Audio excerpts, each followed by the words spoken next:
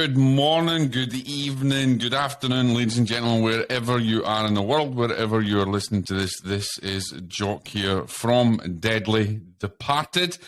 Thank you for joining me once again. And also, if this is the first time that you have joined us, then stick around for this podcast, whether you're listening or whether you're viewing on YouTube, because this one is going to be a humdinger, especially if you're a skeptic. So my guest today is the author of PSI Wars, which is an outstanding book that I wholeheartedly support. But not only that, Craig Weiler, who is the author, is also now one of our team in PDN. And today we're talking about his work within the scientific community, the academic community, and how he is the voice for the PSI world against those skeptics out there. So, Craig Weiler, welcome to Deadly Departed, my friend. How are you? It's Weiler. Go for it. Weiler. Yes. Okay. I spell it that way just to mess people up, but it looks like Wheeler, but it's pronounced Weiler.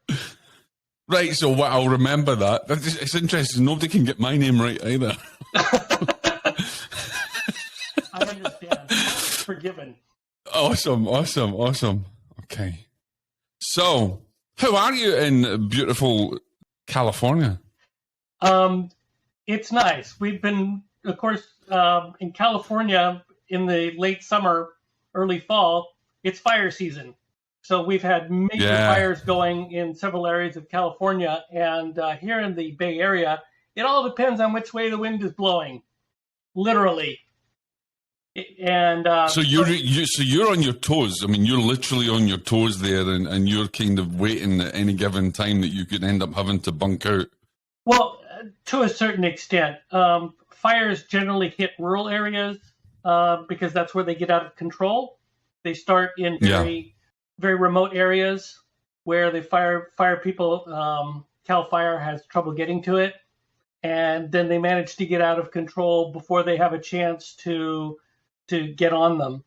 As you get closer to cities, the fires are spotted earlier and put out quicker. So, for a large area like the Greater Bay Area, there's really not much of a fire threat. But we get the smoke, and we get a lot of it. Yeah, because that must be really hard to deal with, Craig, when you get so much smoke coming with having to breathe. It must be quite unhealthy at times. Well, as I said, it depends on which way the wind blows. There have been times this summer where the wind blew in such a way that the entire area got sucked in with smog, and the air was very unhealthy to breathe. At that point, you have to shut all the doors and windows, turn on your air purifiers if you have them, and just wait it out. In our house, that's especially difficult because we designed the house to not need air conditioning. But this requires being able to open doors and windows and get a breeze going. So when everything gets closed up, it gets brutally hot in here. So you don't have any air conditioning now? Normally, we don't need it. Then right. if houses are designed correctly, particularly in a Mediterranean climate zone where we don't have the high humidity and we have the ocean nearby for breezes. Right. If you don't have to shut all the doors and windows, the movement of the air through the house is enough to keep it from being too hot. Right. Okay. So anyway, let's get right into this. Craig Weiler, if I've got that right now, Craig Weiler. Is that Yep. right? Let me just bring this up so people can see. Ladies and gentlemen, if you are interested in psychic phenomena, if you are interested in perceptions that go beyond the material world, then this book is for you. Why? Because there's a battle going on, and we're going to talk about that at the moment, because there are many people that go against the grain of psychic phenomena. We have a problem trying to blend science and spirit together, and very few people, in fact, no one that I know of actually has stepped up rather than on forums and fought their way through something, has never actually documented such an amazing coverage of everything that goes on in the PSI world and those of the skeptical world than Craig Weiler has done. And so, Craig, why did you write this book? Because I mean, this is a massive compendium of all information. What snapped in you that made you, right, I'm going to write this book. I'm going to stand up for what I believe is right? Well, first of all, the most important part of this was that I had a story to tell. And that was the science controversy of 2013 between Rupert Sheldrake, Graham Hancock, and TED. TED is that video platform, for those who aren't familiar, that produces about 20-minute talks on a wide variety of subjects. And absolutely. I'm sorry? I love actually listening to some of these talks, They're very well done, very highly polished. They managed to get the most out of their speakers. And Rupert Sheldrake was doing one of their satellite programs in Whitechapel, and he talked about the science, what they call the science delusion, which is that science is operating on a philosophical assumption of materialism. And he was arguing that we needed to expand that and start looking at whether those assumptions were correct. So in this particular speech, he was addressing that. And TED took the speech down and labeled it as pseudoscience. And this created an enormous controversy. Sheldrake is popular. And he's definitely. He's someone. Yeah, he's someone I respect a great deal. He writes very clearly. He's made his points very clearly. He's in his own field of biology. He's well known for his accomplishments in biology. So he had every right to be there, basically. And the attacks on him were coming from the skeptical community. And it turned out, once I investigated, that TED was completely in the grips of the materialist atheists. Those are the only people that TED listened to when it came to. And you make that very clear in the book, actually, that there's no gray areas. I mean, from all your research, you're like, this is clearly TED, as good as it is, was clearly controlled by that arm, if you like, that other factor. Yeah, it stemmed from the leadership of Chris Anderson, and he basically put a lot of people in there who were the atheist materialist types. And the upshot of that was that TED listened to these people and then tried to do things in an open way. And the clash between these two things of, on the one hand, TED is trying to be a good organization. And on the other hand, TED is listening to crazy people. And the upshot of this was that this whole thing dragged out for like a month and a half. Without any good resolution. And they ended up just taking Sheldrake's talk down and saying, okay, we're done. So they never... No, you would think, why didn't they, Craig? I mean, after obviously, going into the book, and it's very clear that they were in the wrong, why didn't they put their hands up and say, hey, he is a respected, renowned scientist. His perception, whether you believe it or not, still has value, because let's face it, TED is all about, have you got thoughts that change the world? Have you got thoughts that, have you got a particular concept that you think should be learned out there that could change the face of humanity? So why didn't they see him as, well, yeah, this guy he should be there. We can put it back up again. That would have been the best public relations thing that they could have done. And the problem was that Chris Anderson was locked into the atheist materialist point of view and could not be budged from it. A year later. Yeah, it's still the same as well, isn't it? People tried to get him to turn this around. There was a fellow that went to TED headquarters in New York and had a small protest-ish thing outside of his offices to get him to talk to them about what he was doing and his basic point of view when they pinned him down. And by the way, kudos to Chris Anderson for engaging in the first place and also explicitly stating his point of view. That he said, well, until the main scientific community agrees that psychic ability is real, I'm not going along.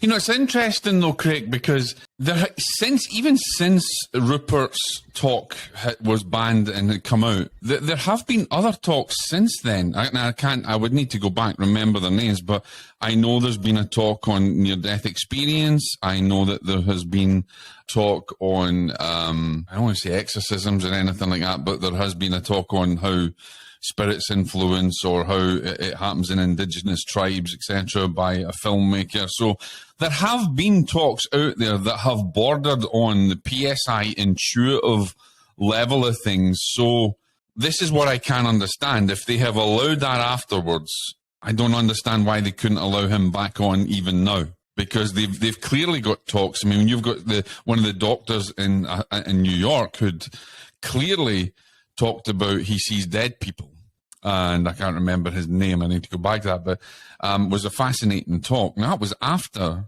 I believe, and people, if I'm wrong, then you can feel free to write in and tell me I'm totally off my trolley. But it seems to me that they've still allowed talks that border on PSI since then. Why they change? Why is it not? Why haven't they done anything else with Rupert? Why haven't they invited him back and said, hey, you could do a version of this in a different way? Well, first of all, one of the things that I've noticed the most is that they tend to leave the skeptics, I'm talking about the materialist atheists, they tend to leave the paranormal alone, but they tend to go after the science, anything that challenges their science very vigorously. So if you have a ghost story, they're like, yeah, whatever. If you're saying, hey, we have published studies showing that precognition is real, they go, ah! That's the trigger. Yeah, you can imagine that is the trigger. It certainly is, because you have talks on there about psychosis and schizophrenia, which all border on maybe even spiritual intrusions. So there is talks on there, and it's interesting. So what made you? I mean, obviously Rupert never came out and wrote a book to disparage any of the skeptics or to stick up for himself or anything else, but you decided why did you decide to take up that gauntlet? Well, I had the story of Ted to tell.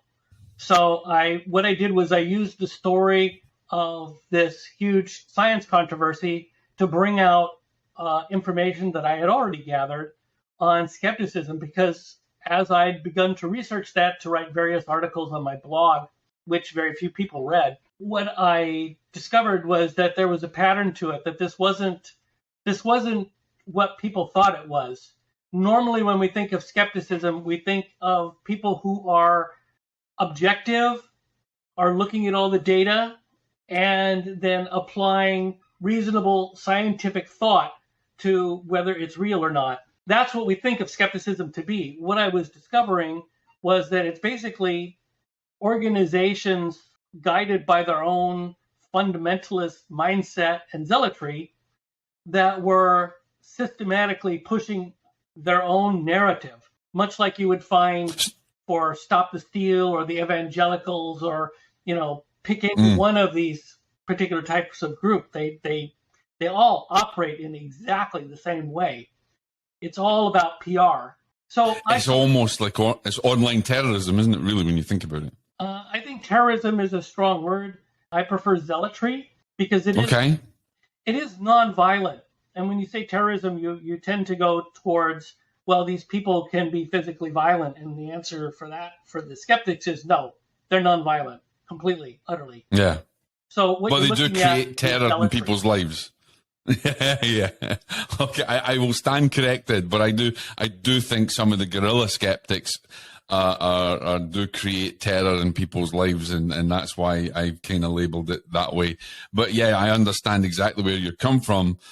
So it's fair to say that there is several different types of skeptical camps, because we do know of skeptics who are open skeptics, who are researchers. We have many parapsychologists that have a skeptical perception of things, but they're willing to look in, they're willing to dive in. And then you have the other camps. Now, do you think a lot of people will label the skeptics all as one community, or do you think there should actually be maybe a different label? Maybe they're not called skeptics. I mean, we understand them called guerrilla skeptics, but there's clearly a division, Craig. What do you say to that? Well, the most of the people that you will run into online are what has been termed pseudo skeptics for a very long time. They're the zealots, that the atheist materialist pushing a point of view and being very black and white about it. No ambiguity whatsoever. That's what you will normally encounter. And if you try to divide them up, what you'll find is that the zealots will claim that title. You know, nobody wants to be the zealot. Everybody wants to be the open-minded skeptic, and they will all tell you that they're open-minded. But once you probe them, you find out that they're not. And it's. Do you think there is a deep fear within them, within that skeptical camp? Is there a fear for them to? I mean, we've heard this lots of times before. Is there a fear of what they will find if they do dive into the data? Yes. The psychic ability tends to create a great deal of fearfulness in people with fundamentalist points of view. And that's, if you're an evangelical, it's all about the psychic ability is associated completely with the devil. And if you're a skeptic, then psychic ability must not be real. So, you know, the fundamentalists are attacking it because they don't like it. It makes them deeply uncomfortable and afraid. And anytime you have fundamentalists, I think fundamentalists really about anything, they're operating from a place of deep fear. Yeah, and you know, it's interesting because I respect this, you know, Lloyd Auerbach as I do. He is a skeptical, you know, he does have a skeptical mind, but he's a parapsychologist. He's been in parapsychology for over 40 odd years. And the man's knowledge is phenomenal. And I listened to a lecture he was talking about the other day. He does a live on Facebook, which, ladies and gentlemen, if you want any information on that, I'll give you that in one of the comments. But Lloyd, I don't know if it was a question that was asked, but he said that it's interesting because a lot of these skeptics that will totally deny everything or go against the grain or anyway are the same people that when no one's looking will go to them and say, okay, so here is my experience, right? Here is what I experienced. Don't tell anybody, but you know, this is what I experienced in this psychic phenomena. And they're quite open to it, but in the public, they totally shoot it down. Why do you think that is? And is there any possibility that we can create a bridge between the two? Well, what you're talking about is extreme conformism. Okay.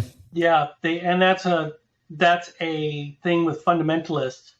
If you look at pretty much any fundamentalist, what they're trying to do is position themselves as the normal mainstream point of view. All of them. Yeah. That we are the majority. We are the sane people. There's lots of us. And this is our opinion. It's just another piece of the fundamentalist puzzle is they see themselves as being big part of the group, and they experience a lot of difficulty in doing anything that sets them apart from that group. They have a great deal of trouble separating themselves from that.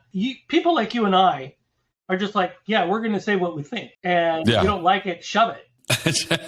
And this is what we're used to, and this seems normal to us. But for some people, that is a position where they'll be in an extreme fear if they try to do that. So that's then they go and they try and push it down your throat and push it down everybody else's throat and keep continually trying to keep pushing it. Right. What they're doing is they're pushing it away from themselves. Yeah, because they don't want to face it. It's like someone who's, you know, is fearful in their life. They don't want to actually face the fear. They'd rather attack someone else.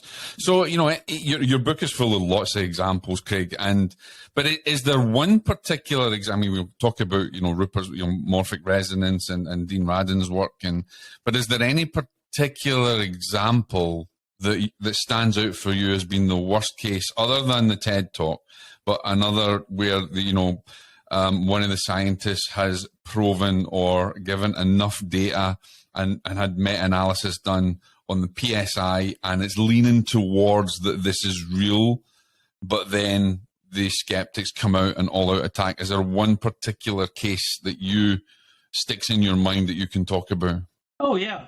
That's easy. So there's a researcher, Daryl Bem, extremely well regarded in the psychology field and well versed in statistics. And he got a study published in a very highly regarded psychology magazine, psychology journal, I'm sorry.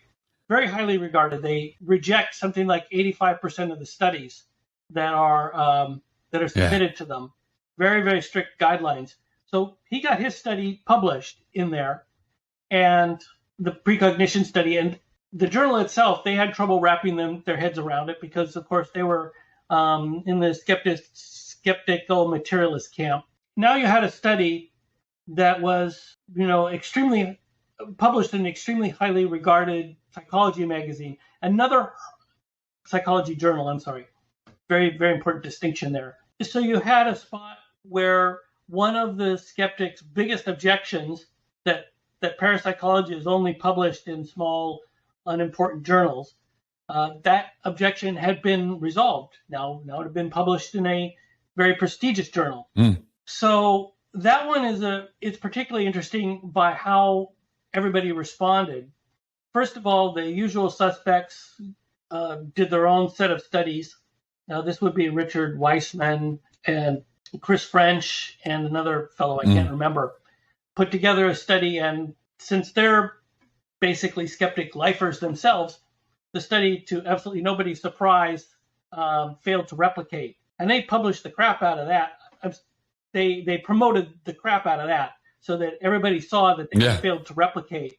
And lots of magazine articles were written about the fact that they had failed the replication. But another thing came out of it, which was even more batshit crazy, which was that the skeptics started to come to the conclusion that the whole way that the field of psychology operates must be wrong, because this study clearly followed all the rules of psychology, and since psychic ability must be absolutely impossible, then all of psychology must be broken. So basically, and that's a big problem, because then you're talking of ripping apart what is now accepted as a social science. Well, you're throwing out all of psychology to make one positive result go away. It's ridiculous. I know. It's crazy. It's crazy, yeah. And he did end up publishing 90 replications later. But of course, it's interesting because they didn't seem to, as far as I know, they didn't exactly try to replicate it, and they only did one or two studies. They didn't actually do a number of studies to get the data and and then just, if it fails once, and this is what I find with the skeptical world, is if it fails once, that's it. And they don't take into any, anything to that may have changed, or environmental changes or something, or maybe they missed a step or whatever it is, but they just, if it fails once, that's it, everything else must be wrong. They don't give it a chance to have replicable data from different tests or studies all over. Well, I mean, when you're just looking at one replication, that's not how science works. It just isn't. No. You take when you're doing replications, you do a lot of them, and hopefully you have a lot of different people doing replications so that you have a lot of eyes on the original study. And from that, you take this group of studies and you create a meta-analysis, and you look at what the results were across all studies. So the fact that you had some replications where there was no effect doesn't really mean anything, because you're always going to have, because there was meta-analysis. Bem did do meta-analysis. There was meta-analysis of his experiment from many different places, wasn't there? There were several, yeah. I would say there were enough. I'm glad that I was really hoping, Craig, that you brought this one up, because you wrote about this on PDN, and you mentioned before that you hadn't, it wasn't getting read, and I can assure you now is the article you wrote about that has been read thousands and thousands of times, and it's continually being read. So, we're doing something right out there, and it's just one example, which is this of how this kind of doesn't have a fair voice. The science doesn't have a fair voice, and especially when other people are replicating and getting good data. How can the skeptics say, well, if there's been 10 replications and one failed, that all failed, when maybe 7 or 8 replications actually were successful? Well, they lie. That's really the blunt way to put it. In the case of Richard Weissman and Chris French, they had put out a call for studies, which is a standard thing to do, and they put a deadline on it, which is a non-standard thing to do. But even then, they had their 3 studies, which were all 3 of them very small, and then they had 2 other studies, which it turned out had positive results, which they rejected from their group. So they were cherry picking which studies they wanted to promote, which were unsurprisingly the ones where no result was found. Absolutely. I listened. It's interesting because I listened to Rupert and Chris French debating Oxford University just recently, and I thoroughly enjoyed it. And in fact, I don't know a great deal. I've not listened a great deal to Richard Weissman. I don't looked at any of his studies or anything else, but certainly I have a number of times listened to both him and Chris French. And, I had respect for Chris French as I have respect for Rupert. And it seemed that when they were debating, he did seem to be open to further collaboration, because they mentioned that at the end of the talk, that they were going to collaborate further.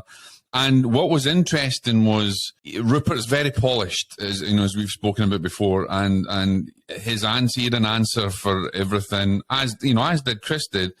But there was no clear winner in this. It was a case of, okay, so we need further study, we need further analysis, and they're willing to do it. Now, obviously, it didn't seem that Chris was being as pseudo-skeptical as maybe what some people make out.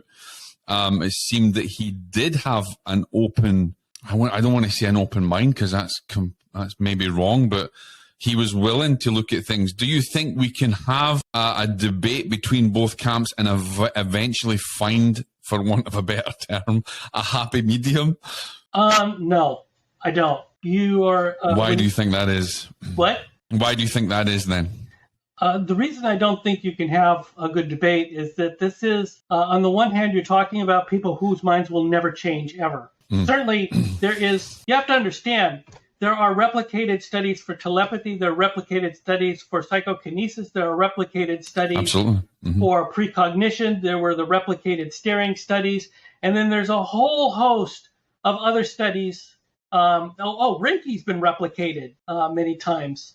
That's for anybody who might not know what Reiki is, it's a healing technique. Yeah, Reiki healing. Yes. Yes, absolutely. So you have all these replicated studies, plus you have a ton of satellite studies which have not received a lot of replication themselves, but taken as a whole, there's all these positive results all over the place. And then you have half the world having psychic experiences. So it's true. On what planet do you have all this evidence and then still have reasonable doubt? It's interesting because I also say as well, Craig, and it goes back to the analogy of Christopher Columbus, when you had all the greatest minds at that time saying, you're absolutely crazy, the earth is flat and you're going to fall off the end of it. And, and lo and behold, they find that, and it's a very simple analogy, they find that the world is actually round. Now, I know there is some kind of conspiracy theory out there, and I came across this the other day when I was asked a question, that there actually are some people out there that consider the world as flat. So, wake up, ladies and gentlemen. That shows that what we don't understand, we can't just put a label and say this is absolutely 100% wrong, when we know that very simply, when people were denying it in the past, we found out that we were wrong. And we found that out in medical, when there's been so many inventions, or even when penicillin was brought through, and different things in the medical community that have been denied continually. And there's been so many consequences, but yet it finds out down the line that it is true. Do you think the skeptics at some point are going to find out it's just like Christopher Columbus, that, whoa, the world is actually round? What'll happen is that the skeptics will be passed by. That's really how this ends. Is the skeptics get simply overwhelmed by reasonable people looking at the evidence, seeing how the skeptics respond, seeing how the people on the side of parapsychology respond, and going, the skeptics, they're they're kind of, a little bit too out there. We're seeing, they can't be convinced, so we're not jiving with them anymore. Do you think we need them, Craig? When that becomes the mainstream opinion, then things will sort of shift. Change. Yeah. Do you think we need skeptics? Do we need them? No, we don't. There's enough skepticism within the parapsychology community, and certainly having people who just deny everything is not useful to any scientific endeavor. All they're really doing is gumming up the works. What you need is informed skepticism, where people where people understand the process, they understand the details, and then their skepticism is based upon that. Like, for example, if you or I walked into a haunted house and we heard this voice in the background go, "Woo!" All right. Any reasonable person knows that that's an act. And because I've never heard a ghost do that. No. Or a spirit do that. And we know that they don't do that. No, they don't. No. Everybody's reasonably well informed about what ghosts actually do and what to expect, so that if we have something like that, we know that it's an anomaly of such high magnitude that we can dismiss it as a paranormal event. That had to be somebody in the background doing that. That had to be a living person mimicking what they thought was a ghost. That's the. I'm sorry, but let's put that on TV and entertain the public, and then that's another show. We'll miss that one out. You get so many people believe in it. I can see, I can see the issue, but I personally, my opinion is I like skeptics, right? I don't like pseudo skeptics, but I like people to have a skeptical air about them, because I think as well in the PSI community, in the paranormal community, and in afterlife research, there's too much of acceptance of everything. Pareidolia does my head in. It's one of these things that's one of my pet hates, where people see things. I'm like, for God's sake, it's not a man in a cloud, and it's not a man in a wave or in a water or whatever else. So I have a bit of a skeptical thing, but I'm open. I'm open to be proven wrong. I'm open to data that shows me that it's right, but I tend to think we need skeptics of a level where it will challenge the data so that we can go further and we can open further. But we don't need pseudo-skeptics. We don't need guerrilla skeptics, but we do need skeptical inquiry. And that's something I think we have to learn to live with. And maybe we need to create, a balance from it. So, when moving on with your book, you decide to tell this story. You've got lots of examples in there. You became, Craig, a massive target yourself. I mean, this book launched I don't want to say your parapsychology career, but you made it into the annals of skeptical history with this book. Were you aware that when you wrote this, that you were perhaps stirring, you were poking the hornet's nest? Oh God, yes. Oh yeah. I knew that immediately. When you go after fundamentalists, they come right back after you. And I had silly attacks on my blog where they'd come in and downvote everything. And of course, there's a Rational Wiki biography of me where they you made it. Yeah, they cast me as a conspiracy theorist, and they claim that I don't know anything about science at all. It's what they have to do in order to maintain their particular mindset. Of course, it's what they call an ad hominem attack. If you can denigrate and dehumanize your opponent, then you don't have to take what they say seriously. And that's what's going on here. And it's quite clear, though, that they can't really come and say that you don't know anything about parapsychology, because you really have studied it for a very, very long time. I mean, it's something that you have a particular passion from. And like anybody, no matter if you're at university or not, you have a PhD, you have a master's, a BTech, whatever you got, you're still going to be reading the same books, the same literature. You're still going to be taking in the same knowledge. The fact that you're at university or the fact that you're doing something doesn't mean that knowledge is any different. Maybe how you apply it is different within the construct of methodology. but you do have a very scientific mind, and you've studied it for a long time, and it's very clear in your writing as well. Well, thank you. Yes, to answer my qualifications here, I am self-taught. That's absolutely correct. About 2008 was when I started, and I began writing about it. And if you write, you have to research, and you have to learn about what you're writing. As that progresses and you keep writing more, you're going to get better at the subject.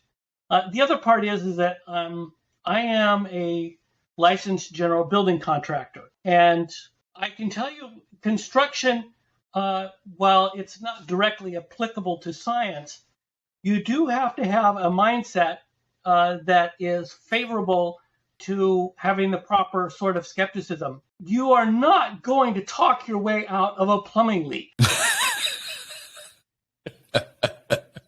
No, I love how you put that I love how you put that analogy in there. That's so true. Yes, absolutely. So I deal in my professional life with the practical. Nothing gets solved in just by theorizing about it. You have to attach something practical to it. You have to have an anchor of practicality. Yeah.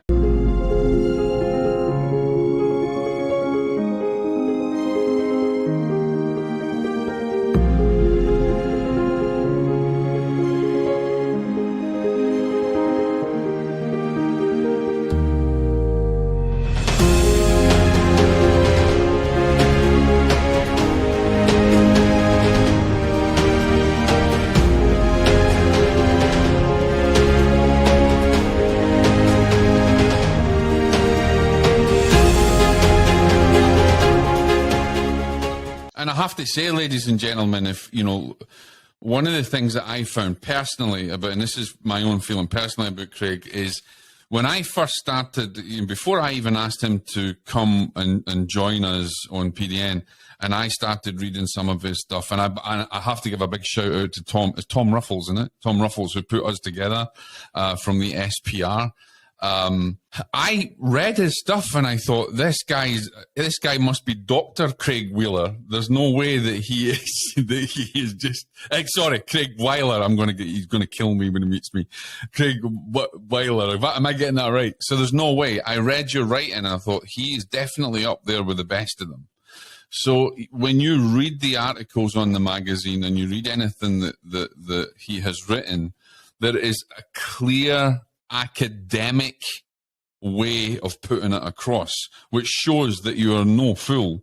And even in the writing of the book's quite academic in a way, isn't it? It is. Once I got into parapsychology and I started getting into how they operate, I was like, yeah, this is my thing.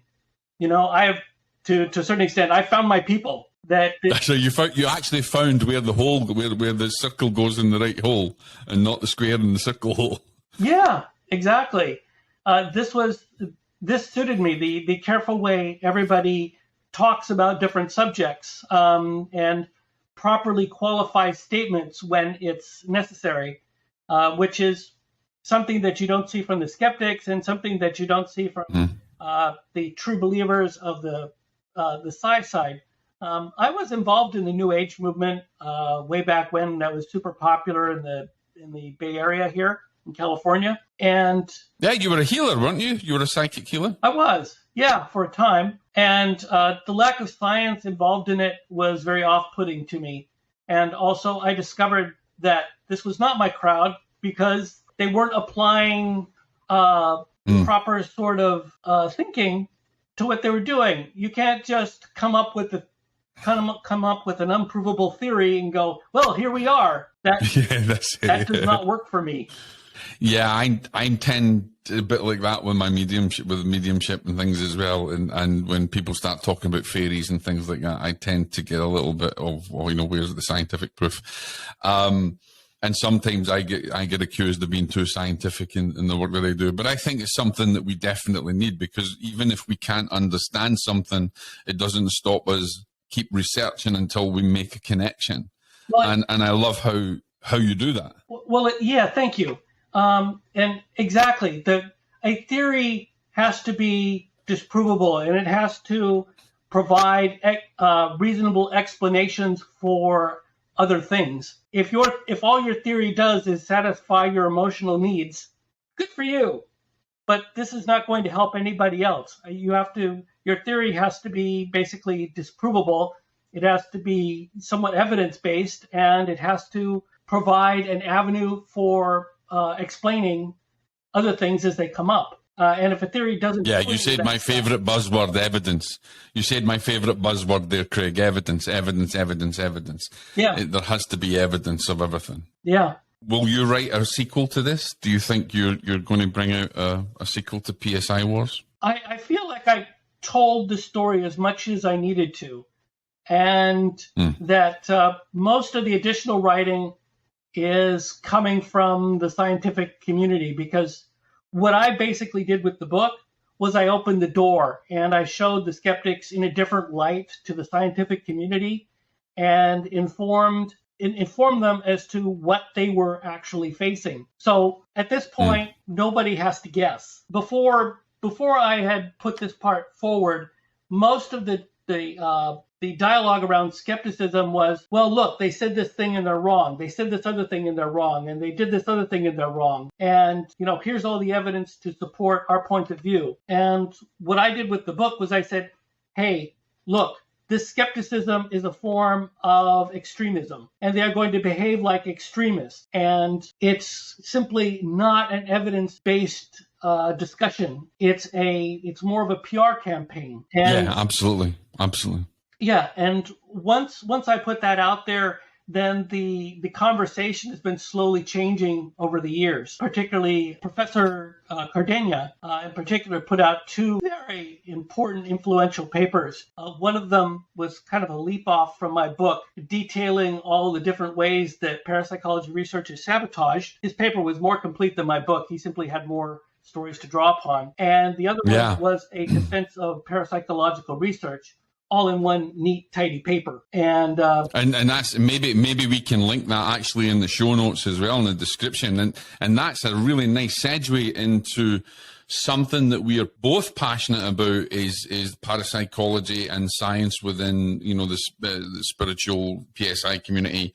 Is that we are trying now to, your book is the catalyst to change, is what I see. And now we are trying to educate the general public on the realities of PSI, the realities of the science out there, and giving our parapsychologists a voice. And which brings me into something that we were supposed to have a big conference last year, and COVID and everything all just put everything tits up, basically.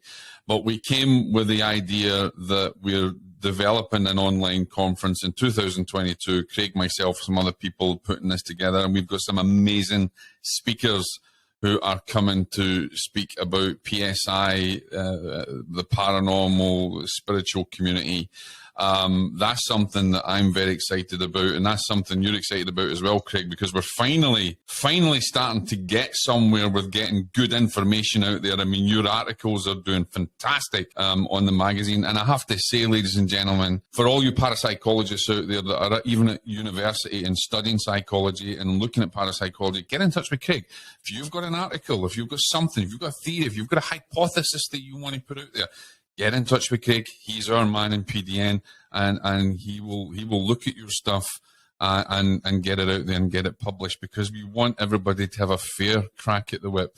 So we've got some good things coming up, Craig, haven't we? I'm looking forward to this. This is a lot of fun for me, and particularly important part is that for parapsychology to get over the hump, so to speak, what it will need is advocates within the community, not just a couple people here and there, but many of them. A lot of people advocating for parapsychology and pushing against the incorrect elements of the skepticism, where they are putting out either disinformation or incorrect information, depending upon how they roll. Those people pushing back against skepticism are the ones going to make the difference. You can't just have a few people; it has to be a crowd. And this is what we hope educating people on what parapsychology really is will accomplish. And it's interesting because I received a couple of emails in the last couple of days, which is, and I haven't spoke to you about this, but I'm going to mention it now, from PDN and from in my own network, we said, look, can you put us in touch with so and so? Can you put us in touch with this person who does parapsychology in this state, because we want to be more scientific in the work that we do as paranormal investigators, or as investigating PSI. So I think, we're starting to make an impact. If one person comes and asks, there's no reason why, as more and more education goes out there, Craig, that we can have thousands of people coming and asking to be more professional, to understand the science more. And I think, I thank you for writing this book, because this has been the precursor to hopefully a support structure for parapsychology and moving forward. And I think that's absolutely amazing. That was one of the things that I hoped to accomplish in writing the book. Was I could see that the whole thing at this point was more of a PR campaign than anything else. Parapsychology is proven, as much as anything can be proven in science. And psychic ability, for all intents and purposes, has been scientifically shown to be real. So it's no longer a scientific debate. It's really a PR campaign at this point to sell the world on the fact that this science is not what the skeptics claim it to be. And absolutely, and that's something that we're starting to do. Craig, I want to thank you for joining me on Deadly Departed. This has been awesome, and obviously you're going to come back again. You're heavily involved with us in the magazine as well, and there's lots and lots of more things that we're bringing up. We've got a new magazine coming out called Parawise, which is going to be more academic and educational for the general public as well.